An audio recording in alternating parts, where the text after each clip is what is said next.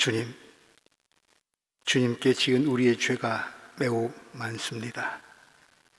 우리의 죄가 우리를 고발합니다. 주님께서 이것을 보셨다. 공평이 없는 것을 보시고 슬퍼하셨다. 압박받는 사람을 도우려는 사람이 없음을 보시고 중재자가 없음을 보시고 주님께서는 놀라셨다. 주님께서는 직접 억압받는 사람들을 구원하시려고 반드시 공의를 이루시려고 당신의 능력을 친히 발휘하실 것이다. 하나님, 죄인들이 모입니다. 그래도 다행인 것은 우리가 지은 죄를 우리가 압니다. 다 알지는 못하지만 그래도 주님 앞에서는 숨길 수 없기에 주님께 우리의 죄를 고백하면서 나옵니다. 이 상태로 놔두지 않으시려는 하나님의 사랑을 믿으면서 세상의 구원을 향한 하나님의 약속을 믿으면서 우리가 무능력하고 우리의 불의가 많지만 하나님께서 친히 나서셔서 공의를 이루시고 평화를 주시고 세상을 다시 회복하실 것 믿으며 지금도 그렇게 일하고 계심을 믿으며 주의 백성들이 나옵니다. 주로부터 꼭 필요한 지혜와 힘 얻게 하시고 그 담대함으로 세상을 살리는 일에 나서는 주의 백성들 되게 하여 주옵소서. 예수님 이름으로 기도합니다.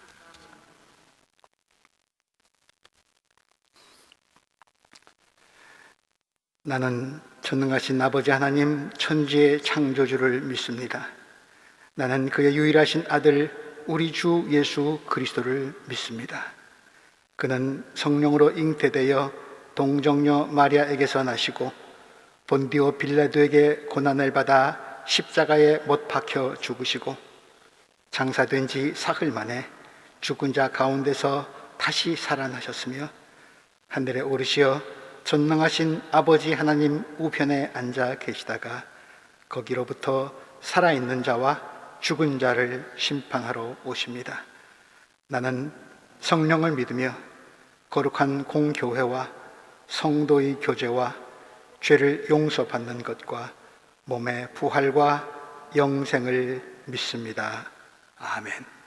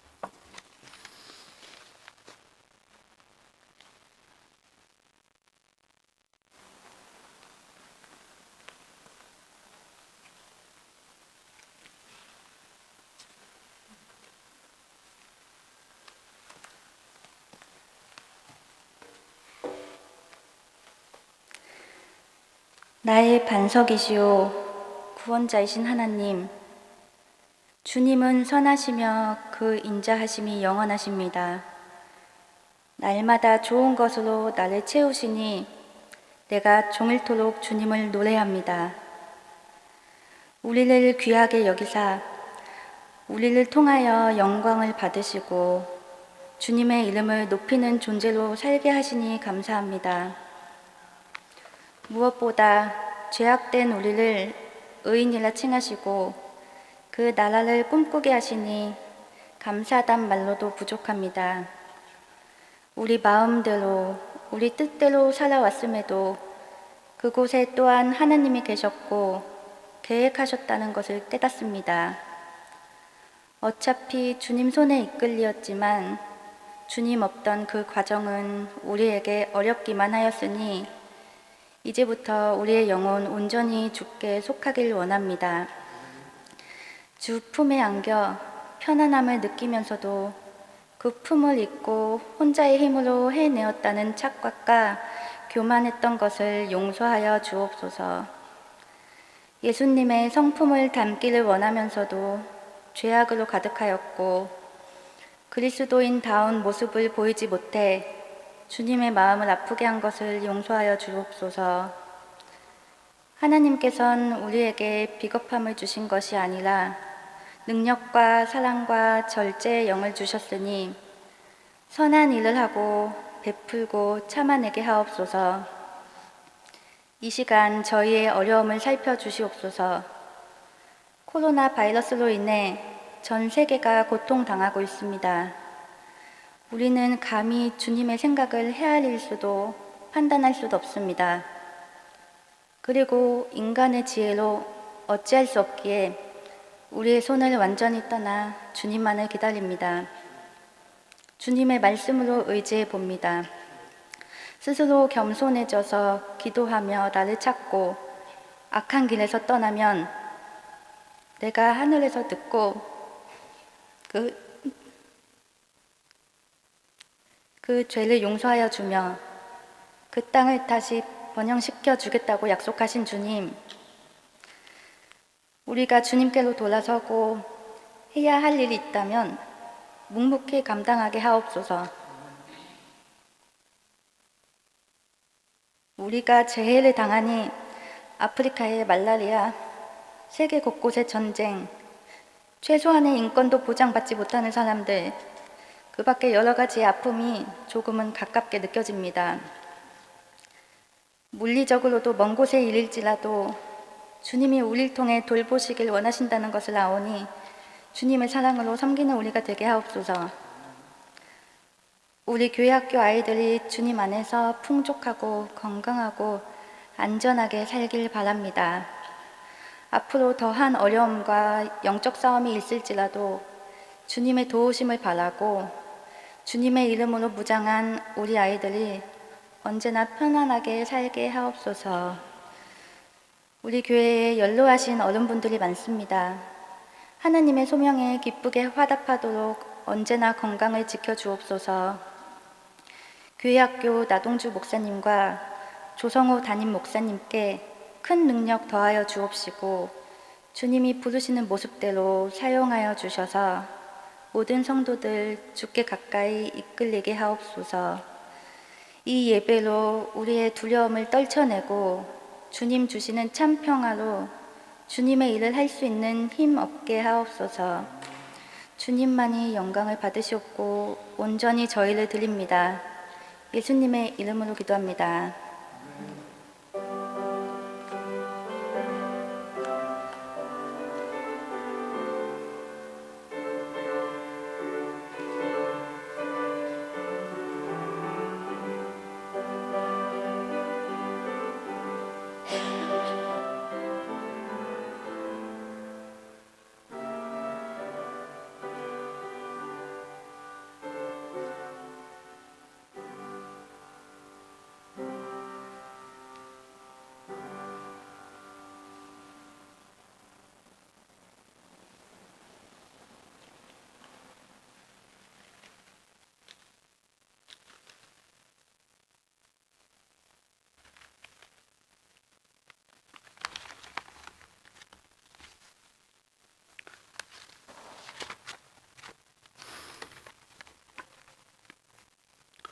오늘 우리들에게 주시는 하나님의 말씀은 로마서 11장 25절에서 32절까지 말씀입니다. 제가 봉독합니다. 형제자매 여러분, 나는 여러분이 이 신비한 비밀을 알기를 바랍니다. 그것은 여러분이 스스로 현명하다고 생각하는 일이 없게 하려는 것입니다. 그 비밀은 이러합니다. 이방 사람의 수가 다 찰 때까지 이스라엘 사람들 가운데서 일부가 완고해진 대로 있으리라는 것과 온 이스라엘이 구원을 받게 되리라는 것입니다. 그것은 성경에 이렇게 기록되어 있는 바와 같습니다. 구원하시는 분이 시온에서 오실 것이니 야곱에게서 경건하지 못함을 제거하실 것이다. 이것은 그들과 나 사이의 언약이니 내가 그들의 죄를 없앨 때에 이루어질 것이다. 복음의 관점에서 판단하면 이스라엘 사람들은 여러분이 잘 되라고 하나님의 원수가 되었지만, 택하심을 받았다는 관점에서 판단하면 그들은 조상 덕분에 하나님의 사랑을 받는 사람들입니다. 하나님께서 주시는 고마운 선물과 부르심은 철회되지 않습니다. 전에 하나님께 순종하지 않던 여러분이 이제 이스라엘 사람의 불순종 때문에 하나님의 자비를 입게 되었습니다. 이와 같이 지금은 순종하지 않고 있는 이스라엘 사람들도 여러분이 받은 그 자비를 보고 회개하여 마침내는 자비하심을 입게 될 것입니다. 하나님께서 모든 사람을 순종하지 않는 상태에 가두신 것은 그들에게 자비를 베푸시려는 것입니다. 아멘.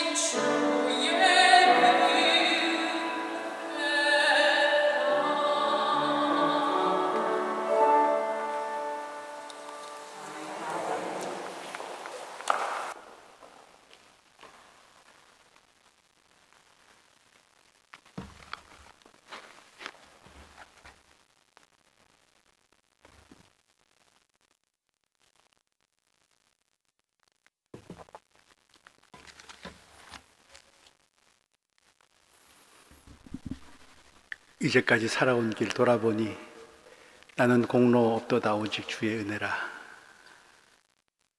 이 찬양이 오늘의 말씀과도 잘 연결됩니다. 감사드립니다. 오늘 본문은 사도 바울이 로마에 거주하고 있는 그리스도인 공동체에게 쓴 편지 중 한 부분입니다. 사도는 이렇게 말합니다. 형제 자매 여러분, 나는 여러분이 이 신비한 비밀을 알기 원합니다. 이건 비밀인데 말이야. 진짜 비밀인데 말이야. 누군가 나에게 이렇게 말을 걸기 시작하면 일반적으로 우리는 눈을 반짝거리면서 귀를 쫑긋 세웁니다. 그리고 나는 다른 사람들하고는 좀 다르단 말이지, 그 비밀을 알아도 되는 특별한 사람이란 말이지, 뭔가라도 좀 된 듯 싶어서 우쭐거리는 속마음, 흥분되기까지 합니다. 바울은 이런 우리의 속을 다 알고 있습니다. 이어지는 사도의 말이 우리의 우쭐거림과 교만을 단박에 무너뜨리고 맙니다. 25절 말씀, 그것은 여러분이 스스로 현명하다고 생각하는 일이 없게 하려는 것입니다.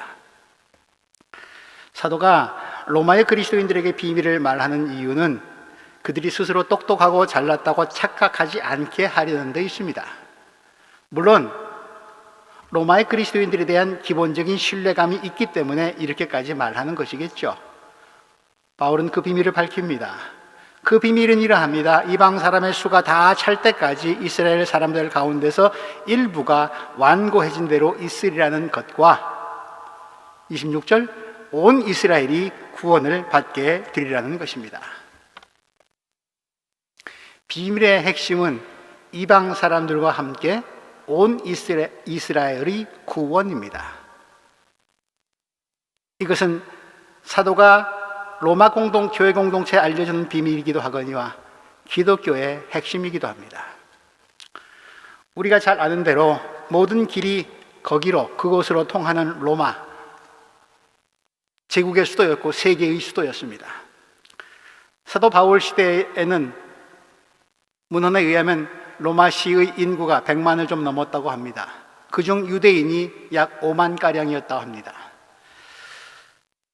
로마시 인구의 5% 정도를 차지하고 있으니까 외국인들로 친다면 꽤 많은 수의 유대인들이 로마에 거주하고 있었던 것이죠. 이들은 유대교 회당에서 예배를 드렸습니다. 그리고 주후 40년경 유대교에서 회심한 유대인들, 유대교에서 기독교로 개종한 유대인들이 로마로 이주해 왔습니다. 그들이 로마로 오게 됨에 따라 로마에 그리스도교가 발을 붙일 수 있게 된 것 같습니다. 그런데 이 일로 인해서 유대인 사회에 유대교인과 그리스도교인 사이에 갈등과 마찰이 생기게 됐습니다. 심지어 소요까지 일어나게 됐습니다. 황제는 사회 안정 차원에서 유대인들을 추방해버립니다. 추방당한 사람들 가운데 여러분들이 잘 아시는 브리스길라와 아굴라, 그 부부도 있었습니다. 소요가 시간이 좀 지나 가라앉고 추방당한 사람들이 다시 돌아가게 되었을 때쯤에는 유대인 아닌 사람들, 비유대인, 성경에서는 이방인이라고 얘기하죠. 이방인 가운데서 예수의 복음을 받아들인 그리스도인들이 많이 생겼습니다. 그래서 추후 50년대 중반쯤 바울이 로마에 이 편지를 쓸 때쯤 해서는 로마에 있는 그리스도 교회,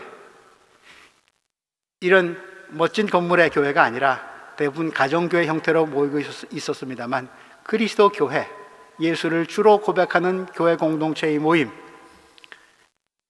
그 모임 가운데는 이방인 계열, 소위 헬라계 그리스도인들이 대다수를 차지하고 있었고 본토 유대인들, 히브리 계통의 유대인들은 소수였습니다. 그런데 같은 공동체 안에 있으면서도, 같은 예수를 믿으면서도 출신이 다르니까 두 그룹 사이에 갈등이 있었습니다. 심지어 자선을 베풀고 구제하는 일에도 갈등과 마찰이 일어납니다.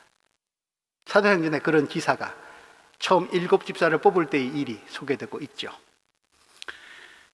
이런 로마 교회의 상황을 아는 바울, 담대하게 선포합니다. 로마서의 핵심 주제이기도 한, 그리고 종교개혁의 모토이기도 한 로마서 1장 16절에서 17절 말씀입니다. 나는 복음을 부끄러워하지 않습니다. 이 복음은 유대 사람을 비롯하여 그리스 사람에 이르기까지 모든 믿는 사람을 구원하는 하나님의 능력입니다. 하나님의 의가 복음 속에 나타납니다. 이 일은 오로지 믿음에 근거하여 일어납니다. 이것은 성경에 기록된 바 의인은 믿음으로 살 것이다 한 것과 같습니다. 아브라함의 후손이라고 하는 혈통, 혈육이나 혹은 율법의 조항을 다 지킨다는 것, 그것만으로 구원받는 게 결단코 아닙니다. 오직 믿음으로 예수 그리스도를 믿는 믿음으로만 구원받습니다. 우린 바벨탑 이야기를 알고 있습니다. 노아 시대 홍수 이후에 떠돌던 인류, 어느 날 한 곳에 모여서 자리를 잡게 됩니다. 그리고 우리 벽돌 굽자, 든든한 탑을 쌓아 올리자, 높이 쌓아 올려서 세상에 우리의 이름을 날리자. 한 곳에 모인 그들은 그런 결의를 다짐합니다. 하나님을 떠나는 일에, 자신들의 이름을 높이는 일에 지혜와 힘을 모으기 시작합니다. 교만이죠. 교만이 다시 머리를 들고 있는 거죠. 홍수도 인류의 교만을 막지는 못했습니다. 인간들의 불순종과 교만을 보신 하나님은 한탄하십니다. 그들이 심판을 면하고 다시 구원받을 수 있기 위해선 하나님의 진노가 가라앉아야 하고 하나님의 용서와 자비, 그것 이외에는 구원받을 길이 없습니다. 홍수로 다시는 심판하지 않겠다고 하신 하나님, 한 사람을 부르십니다. 지극히 작은 자 한 사람을 부르십니다. 그의 이름 아브람입니다. 아브람은 순종했고 하나님 그의 믿음을 인정하셨고 아브라함이라 이름을 받고 부르시면서 세상 모든 민족의 아버지가 조상이 되게 하겠다고 약속하시고, 또 어떤 민족이든 하나님께로 돌아오기만 하면 복과 구원을 받을 것이라 약속하십니다. 그리고 하나님께로 돌아오도록 안내하는 그 역할, 안내지기, 그 역할을 아브라함의 후손들에게 맡기십니다. 그러나 아브라함의 후손들은 우리가 알다시피 그 일을, 그 사명을 완수하는 일에 실패하고 말았습니다. 출애굽의 기적, 가나안 땅 정복, 다윗의 통일왕국, 솔로몬의 영화, 적들의 침략으로부터의 보호, 하나님의 살아계심을, 함께하심을 역사 속에서 그토록 생생하게 체험할 수 있도록 배려해 주셨건만 그들 마음 깊은 곳에는 하나님의 사랑과 은혜에 대한 감사가 아니라 우상의 그늘이 더 짙게 드리워만 갔습니다. 그러다가 결국 나라를 잃고 떠돌이가 되고 말았습니다. 이스라엘은 이대로 끝나고 마는 것인가?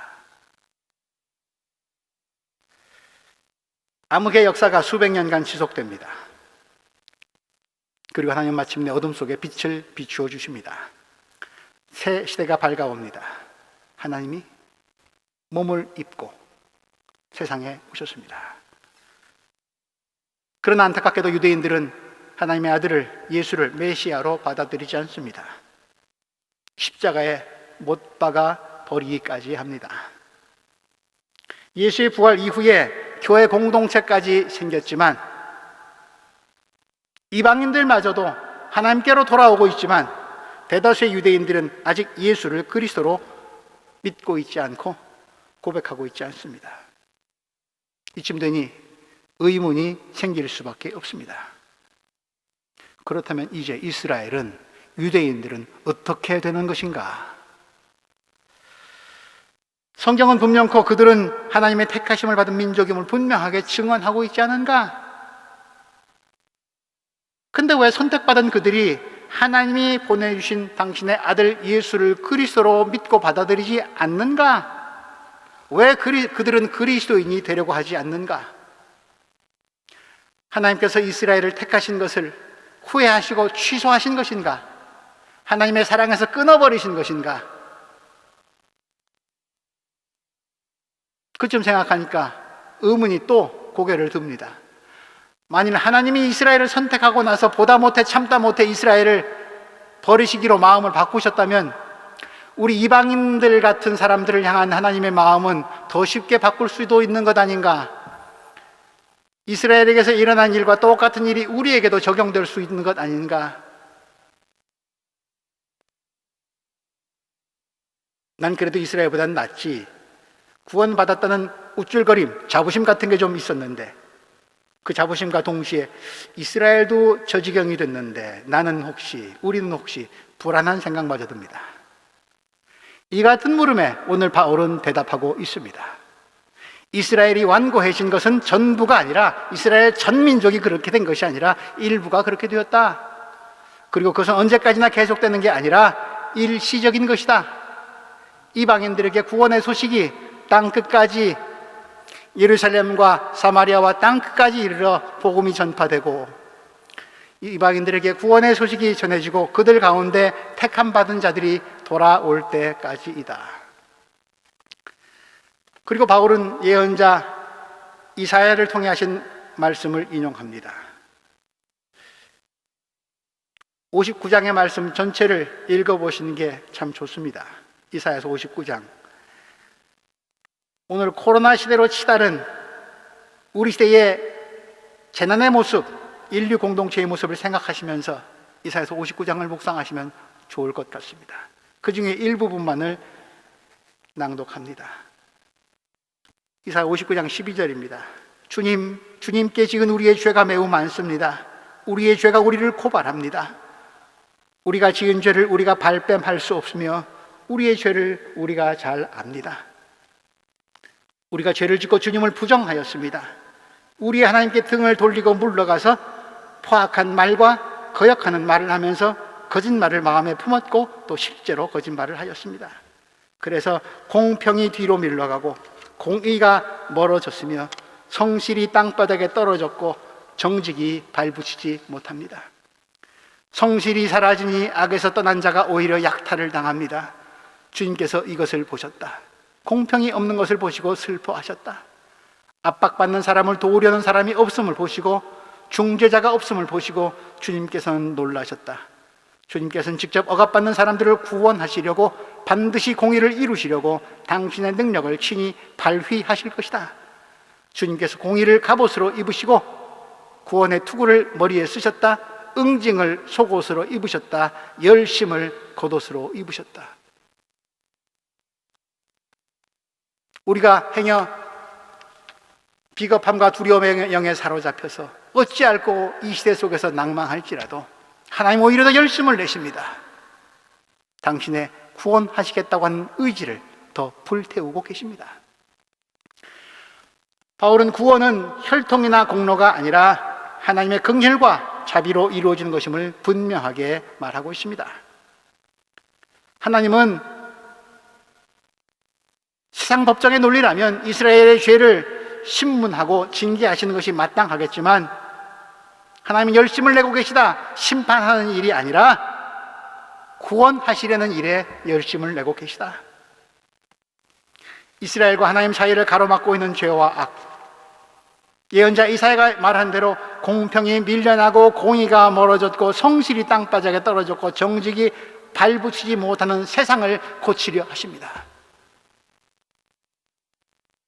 코로나 바이러스의 정체 속에는 백신 개발하기가 그렇게 힘든 이유는 우리 인류 가운데 너무너무 뿌리 깊게 도사리고 있는 공평이 밀려나고 공의가 떨어지고 성실히 땅바닥에 떨어지고 정직이 발붙이지 못하는 그런 DNA 구조가 어느샌가 우리를 몸과 마음을 장악하고 있기 때문 아닐까요? 왜 우리를 위협하는 세균들의 힘은 저리 강해져만 갑니까?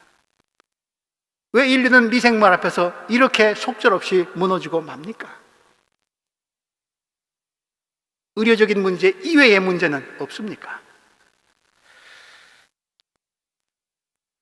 하나님이 지금도 포기하지 않으시고 세상을 고치려 하십니다. 아니, 우리를 고치려 하십니다. 문제는 우리의 환부를 그분께 드러내는 일입니다. 그 일에 하나님은 이스라엘을 부르시고 그리스도인들을 부르시고 교회를 오늘도 부르고 계십니다. 물론 이스라엘이, 그리스도인들이, 교회가 할 몫이 있습니다. 우리의 죄가 우리를 고발합니다. 주님을 부정하였습니다. 사람을 무시했습니다. 우리의 지은 죄를 고백하는 일입니다. 그때만이 용서받음의 기쁨이, 구원의 감격이 있을 것입니다. 하나님이 세상 구원을 위해서 지극히 적은 사람을 부르시고 아브라함 후손들에게 세상의 구원을 위한 특별한 사명을 주셨건만 그들은 자신들의 본분을 망각했습니다. 가지고 이루다 보니까 하나님이 멀어져 갔습니다. 사명을 완수한 일에는 물론 등한시했고 실패하고 말았습니다. 하나님이 생각하십니다. 잠시 저 친구들에게 맡기는 건 좀 보류하자. 안 되겠다. 다른 방법 좀 써야 되겠다. 잠시 동안 옆으로 밀어두셨습니다. 하나님은 친히 유대인들뿐 아니라 모든 인류를 위해 사랑을 베푸셨습니다. 예수 그리스도의 오심이 그것입니다. 십자가에 달리신 예수를 주님으로 부르고 오는 사람에게는 누구에게라도 구원을 베푸시겠다는 약속이 그것입니다. 그러나 바울은 얘기합니다. 이방인들에게만이 아니라 이방인들에게까지라도 구원을 베푸시는 하나님의 은총은 결국은 유대인들을 향해서도 긍휼을 베푸실 것이다. 유대인과 이방인 모두를 포함한 인류 공동체가 하나님의 긍휼을, 자비를, 사랑을 받아들이게 할 것이다. 지금 이 순간은 이스라엘이 하나님과 등 돌린 것처럼 보여 있지만, 그러나 그들은 본래 택하심 받은 민족 아니냐? 조상 덕분에 저만큼 된 사람들 아니냐? 조상의 은덕이 있지. 하나님께서 아브라함과 그 후손들에게 주신 약속, 아브라함도 용하지만 하나님의 약속이 더 중요하고 그것이 더 신실해. 그 약속이 유효하다. 하나님의 은혜와 부르심에는 후회하심이 없다고 바울은 증언합니다. 29절 말씀, 하나님께서 주시는 고마운 선물과 부르심은 철회되지 않습니다. 우리를 향한 하나님의 구원 의지는 포기되어지지 않는다.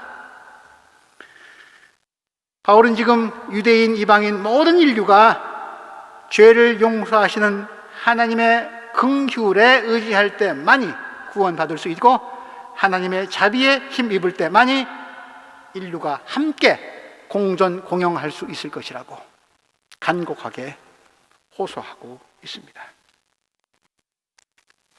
중요한 것은 종족이 아닙니다. 유대인이냐 이방인이냐 서양인이냐 동양인이냐가 아니라 하나님의 부르심과 구원의 약속입니다. 하나님의 은혜와 사랑, 그것이 구원의 본질입니다. 독일 속담에 이런 말이 있습니다. Das Kind mit dem Bade auszuschütten. 무슨 말인지 아시죠? 아이를 목욕시켜 놓고 나서 꾸정물이니까 물 버리려고 하다가 애까지 버린다는 말인데, 뭐 어떤 사람이 이렇게까지 하겠습니까만 좀 지나친 속담이라는 생각이 듭니다만, 우리나라 말에도 이런 비슷한 속담이 있죠. 빈대 잡으려다가 초가삼간 다 태운다.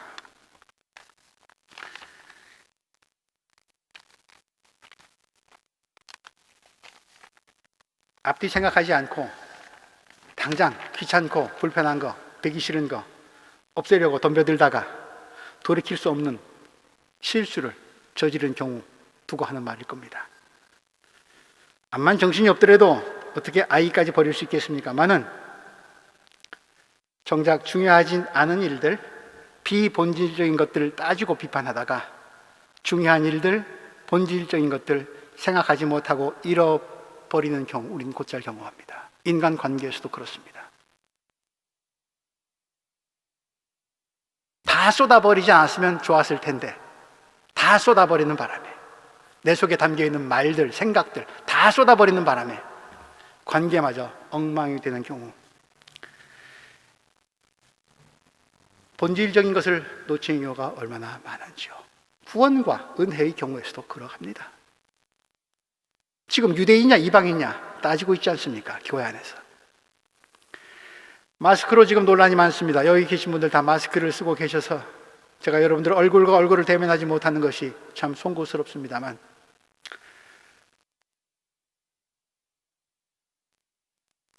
지난주 독일의 유명한 주간지 디차이트에 이런 탑기사가 실렸습니다. 화면이 잘 보이실까 모르겠습니다만, 마스크처럼 코로나에 대한 어떤 조치도 마스크를 착용하는 것처럼 사람들을 양분화, 양극화시키지 않는다. 이 마스크 이거 도대체 어디서 온 놈이야? 이거 진짜 실제로 바이러스로부터 우리 보호합니까? 이런 헤드라인을 걸고 전문가들의 다양한 의견을 싣고 있습니다. 의학적으로는 그러합니다. 감염의 우려, 마스크를 쓰므로 인해서 줄일 수 있습니다. 건강을 위해서 꼭 필요합니다. 치료제는 아니지만 그 효과는 이미 입증되었습니다. 그것으로 족할 텐데 따지고 분석할 게 많습니다. 정치적으로는 권리를 박탈당하는 것 같습니다. 지난주에 베를린 브란덴부르크 문 앞에서 데모했던 행렬에 피켓에는 그런 글귀도 써 있었습니다. 운절의 게준타이트, 운절의 프라이하이트. 내 건강 내가 지키는 거야. 내 자유 침해하지 마. 이런 뜻 아닙니까? 병 걸려도 내가 걸리는 거야. 간섭하지 마. 마스크가 정치 문제와 결부되면 인권과 자유와 억압의 문제로 갑니다. 생활의 영역으로 가면 저 신문에는 그런 그림이 그려 있더군요. 개의 입을 가리는, 맹견의 입을 가리는 그 보호구 장치 있지 않습니까? 재갈, 말이나 개에게 물리는. 생활을 보통 불편하게 하고 짜증나게 하는 게 아닙니다. 더구나 이렇게 더운데 말입니다. 문화적인 측면으로 가면 서구 문화는 동양 문화와 다릅니다. 우리 한국인들 마스크 참 예쁘게 잘 쓰고 다니죠. 이 사람들에게 마스크는 흉측한 물건입니다. 의사들이나 수술이나 의료행위 할 때 쓸 뿐이지 혐오감을 줍니다. 강도들이나 마스크를 쓸까요? 미용, 마스크 썼는데 아무리 아름다우신 분들도 외모가 보일 리가 없죠.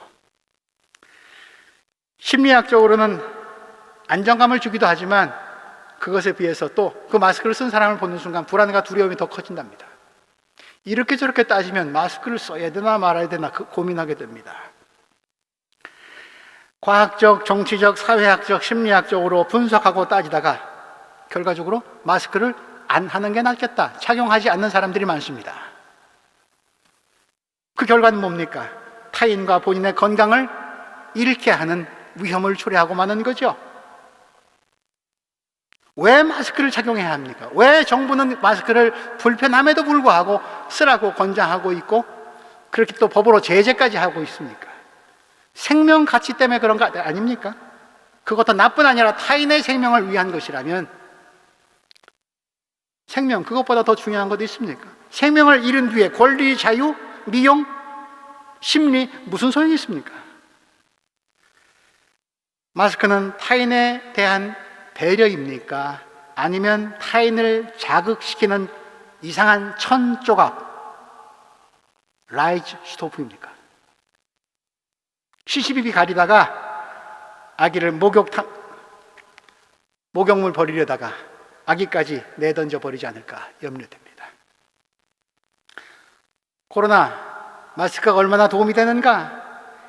개인의 생명과 공동체의 운명 앞에서 비본질적인 것들을 따지고 비판하다가 정작 중요한 것, 본질적인 것 놓치지 않기를 바랍니다. 유대인들 가운데서도 아브라함의 본을 받아서, 야곱과 요셉의 본을 받아서 모세처럼 여호수아처럼 최선을 다해 믿음으로 살기 위해 노력한 사람들이 있었지만 대부분의 사람들은 실패하고 말았습니다. 비본질적인 것에 눈이 머는 바람에. 오죽하면 모세의 형제도 금송아지에 눈이 멀었겠습니까? 실수가 반복되지 않도록 이방인 그리스도인 여러분들, 유대인들 가운데 예수를 믿기로 시작하신 여러분들, 자신을 잘 돌아보면서 주의하십시오. 자신을 살피십시오. 똑똑하다고 이미 구원은 받아놓은 밥상이라고 그렇게 절대로 생각해서는 안 됩니다. 중요한 것은 하나님의 부르심과 하나님의 약속입니다. 당신의 신분이나 업적이 아닙니다. 하나님의 기다리심과 용서, 은혜와 사랑, 그것이 본질입니다. 그것이 구원입니다. 인류의 종족과 민족은 여럿이지만 바벨탑 사건 알고 계시지 않습니까? 인류는 하나입니다. 예수 그리스도의 십자가로 이루어진 하나님의 사랑 안에서 유대인과 이방인의 경계는 없습니다. 영적으로 신실한 자들로 이루어진 하나님의 백성은 오직 하나입니다. 그런 면에서 지금 완고한 이스라엘 백성들은 오히려 모든 인류에게 하나님이 당신의 약속에, 인간의 배신과 배반에도 불구하고, 불성실에도 불구하고 하나님이 얼마나 당신의 약속에 성실하신지 신실하신지를 보여주는 증거가 될 것입니다. 수천 년을 떠돌던 이스라엘에게 다시 하나님은 기회를 주셨습니다. 팔레스틴 땅으로 들어가게 하셨습니다. 그러나 그것은 지금 은혜의 땅이라고 누구도 부르지 않습니다. 지구의 가장 뜨거운 화약골입니다. 거기서 이스라엘 사람들의 몫이 있지 않습니까? 하나님께로 돌아오라고 기다리고 계시는 시간표 아닙니까? 시온의 영광만을 부르짖는 것이 아니라 인류 공동체의 평화를 위해서 앞장서서 일해야 할 사람들이 그들 아닙니까?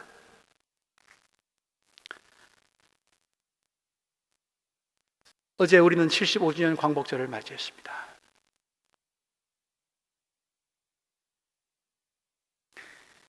그런 생각을 잠시 했습니다. 지금 코로나 시대 75주년 광복을 기념하는 우리 민족, 지금은 75년 전 과거의 사건으로서의 광복절이 아니라 오늘 코로나 시대의 어둠에 잡혀있는 온 세상에, 빛을 잃은 온 세상에 세상의 광복절이 필요할 때 아닌가? 광복절 노랫말에 이런 가사가 있습니다.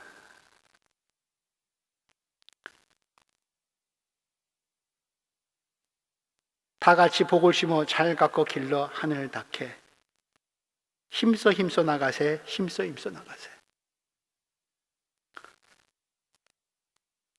은총의 선물을 복의 길로 여기기 위해선 힘써서 해 나갈 것이 있다는 얘기죠.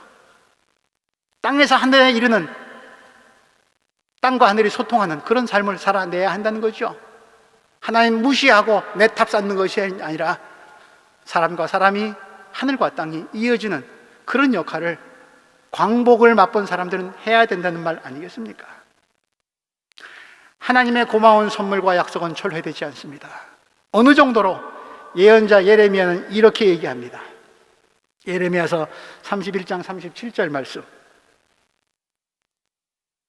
해가 떠 있는 한, 달이 뜨거워지는 한, 이런 이야기를 하면서 예레미야가 나 주가 말한다. 누가 하늘을 다 재고 우주를 다 재고 아래로 땅에 속까지 다 뚫고 들어가서 기초를 다 측정할 수 있다면 나도 이스라엘의 모든 자손이 한 온갖 일들 때문에 그들을 버릴 수 있을 것이다. 나 주의 말이다. 은하계가 2,000억 개나 된다고 하는 이 우주를 누군가 다 셀 수 있다면 나 그럼 이스라엘 포기할게, 그런 말씀입니다. 그럴 수 없죠. 누가 그 일을 하겠습니까? 그렇듯이 내가 이스라엘을 포기하는 일은 없다, 불가능하다. 비단 이스라엘에게만 해당합니까? 우리를 향한 당신의 사랑도 그러하다는 거죠. 하나님의 사랑을 의심하려거든 네가 우주를 한번 재봐라. 저 땅속 가운데 한번 들어가 보거라. 그 말씀 아닙니까? 바울 사도는 그 유명한 로마서 8장 38절에서 이렇게 얘기합니다. 나는 확신합니다. 죽음도 삶도 천사들도 권세자들도 현재일도 장래일도 능력도 높음도 깊음도 그 밖에 어떤 피조물도 우리를 우리 주 예수 그리스도 안에 있는 하나님의 사랑에서 끊을 수 없습니다. 인류를 향한 하나님의 구원 의지와 사랑은 코로나 시대에도 불구하고 끊어지지 않습니다. 아니, 코로나 시대이기에 더욱 하나님께서 열심을 내실 것입니다. 끊을 수 없는, 끊어지지 않는 하나님의 사랑 안에서 인류를 형제로, 동포로, 자매로, 가족으로 생각하면서 하나님의 마음을 닮아 사랑의 일에 더욱 열심을 내는 구원 공동체 여러분들 되시기를 주님의 이름으로 기원합니다. 하나님, 우리를 부르신 주님의 약속은 철회되지 않는다 말씀하십니다. 부르심 받은 자답게 살아가게 하여 주옵소서. 나만의 구원에 안주하지 않게 하시고 세상을 위해 이 어려운 때 더욱 해야 할 바가 있을 터인데 우리 그 모든 것 헤아리면서 어디에나 다 무조건 갈 수는 없겠습니다만 우리에게 지혜 주셔서 우리를 보내신 그곳에서 더욱 세상을 생각하고 사람을 돌아보고 하나님의 마음을 헤아리면서 사랑하는 일에 더욱 열심을 내는 구원받은 사람답게 사는 그리스도인 되게 하여 주옵소서. 예수님 이름으로 기도합니다.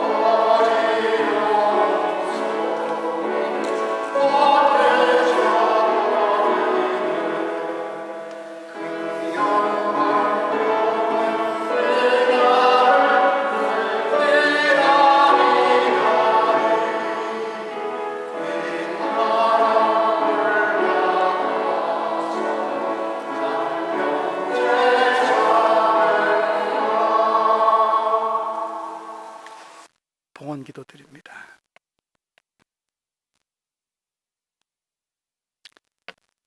얼굴색이 다르고 생각하는 게 다르고 함께 살지 않으면 의심하고 벽을 쌓기 일쑤인데 온 인류가 형제 자매라고 우리로 하여금 이렇게 찬양하게 하십니다. 우리의 이성과 우리의 판단과 우리의 의지가 아닙니다. 주의 영이 우리 안에 살아 움직이고 계십니다.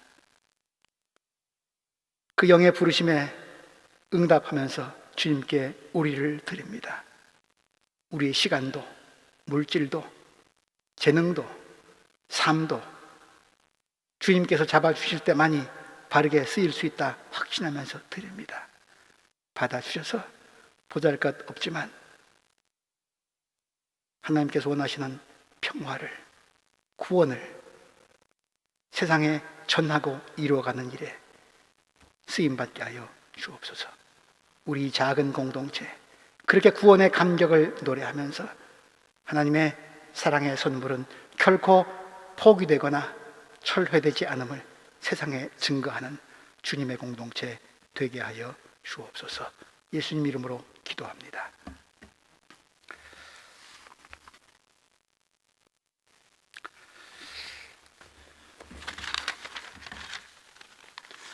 소식 나누겠습니다.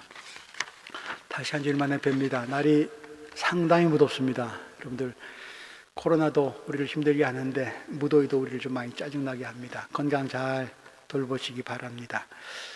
그럼에도 우리 다시 예배로 모일 수 있게 해주신 주님께 감사드리면서 옆에 사람들과 마음의 손 내밀면서 또 눈으로 또 마주치시면서 인사하시기 바랍니다. 하나님의 사랑과 평화가 교우 여러분들과 함께. 감사합니다. 8.15 해방 75주년 우리 지난 주일에 평화통일주일 예배로 드렸는데 우리 역사를 돌아보면서 또 우리를 부르신 하나님의 뜻 생각하는 그런 때 아닌가 싶습니다. 하나님 우리에게 약속하신 사랑과 평화의 선물 결코 중단치 않으십니다. 그 일에 우리 더욱 열심을 내서 코로나의 어려움 이겨나갈 수 있기 바랍니다. 또 조국도 홍수에 또 대북 관계 이런저런 모든 것들이 참 많이 힘든 때인데 조국을 위해서도 많은 기도 같이 할 수 있기 바랍니다. 오늘 김소정 집사님 찬양 감사드립니다. 예배 실황 녹화돼서 주일 저녁 때 홈페이지에 올라가고 있습니다. 참석하지 못하신 분들 함께 예배 드릴 수 있기 바랍니다.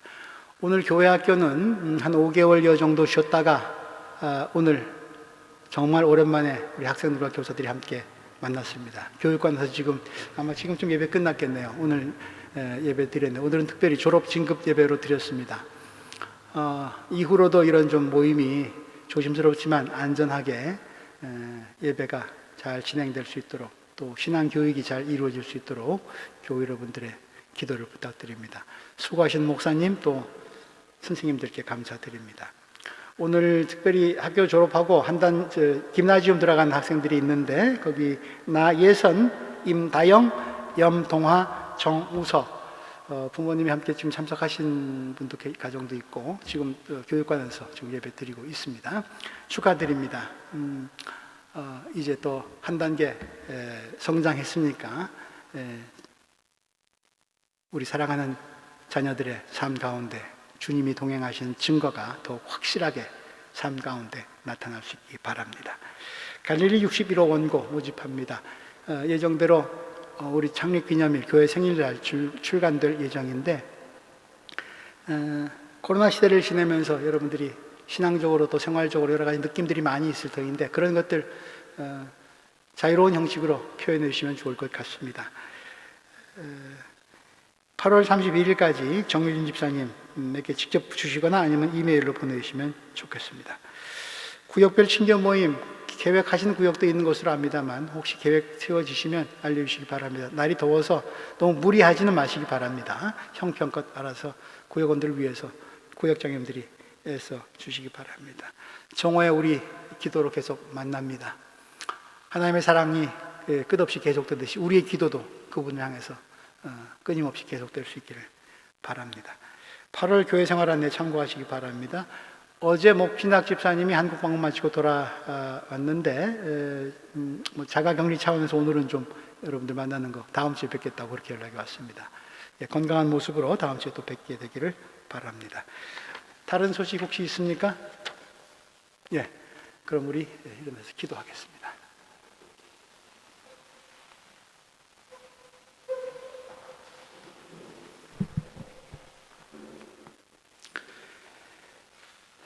이제는 우리 주 예수 그리스도의 은혜와 하나님의 사랑과 성령의 동행하여 주심이 우리의 삶의 여건이 우리를 불편케 하고 힘들게 할지라도 때로 하나님의 구원 역사에 의심이 드는 순간이 있을지라도 하나님의 사랑은, 신실한 하나님의 약속은 결코 철회되거나 끊이지 않음을 확신하면서 그 사랑 안에 머물며 사랑하는 일에도 열심을 다하기를 결단하는 여기 모인 구원 공동체 위에 이제로부터 영원까지 함께 하시기를 간절히 축원합니다.